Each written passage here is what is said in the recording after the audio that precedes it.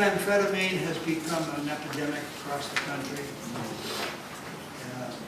I live in a little cul-de-sac. I've lived in the same home, I think this is a record, for 44 years. And my office is now in my home since I quit the practice of general medicine. And my secretary said to me one noon, about 1:30, she said, Max, there's a fire engine on the street and I smell smoke. Well, I mentioned a minute ago, I used to be a fire department, police department doctor, so I immediately went outside, and next cul-de-sac south of us, the roof was blazing away. And eventually we learned that it was a methamphetamine house that exploded. They're in your neighborhood too. They're in your neighborhood too. Ecstasy. Ecstasy is an amphetamine, it's a stimulant, but it also acts like a psychomotor, like LSD, like a psychedelic. And LSD is still around, angel dust is still around, and psychedelic. Shrooms means mushrooms that give you that good stuff. And then there's lots of opiates, and just to tell you that heroin is being made now in one of the countries we're trying to free up, and they have the best crop of poppies, heroin poppies this year that they've ever had. When it goes to the brain, it turns to morphine, and morphine is still the best painkiller we have, and it's a good drug. Codeine, when it goes to the brain, turns to morphine, and it's a good drug. And then came those nice people who decided to develop a drug that would cure them of heroin addiction. And so Dilaudid was invented, and it was going to cure heroin addiction. Now there's lots of Dilaudid addicts around.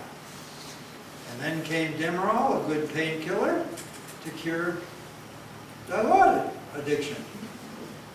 And Demerol is a drug of choice for nurses and physicians. Darvon is a mild drug. It's not, it's not a big deal. It's addicting. And the newest drug on the market, which is now on the market about 2 or 3 years, maybe a little longer, 4 years, Ultram, it's addicting. And it's not even listed as a narcotic. And that's a whole other subject we could go into, because I sat on the Food and Drug Administration Advisory Committee when that came out. Marijuana is not an innocuous drug. Marijuana does have its side effects and its effects on our thinking, and our perceiving, on our memory, and it is a lead-in drug. First we have alcohol, tobacco, and then marijuana.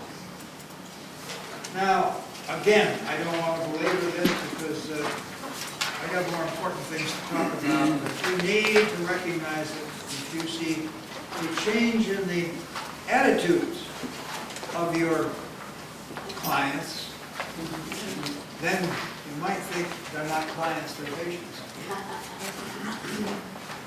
You see a change in their demeanor, the symptoms will be tremendously universe. Alcohol negatively affects every cell in the body. Oh yes, we knew that since 1970s that for most people, notice I say most people, 1 drink a day may protect them from coronary artery disease.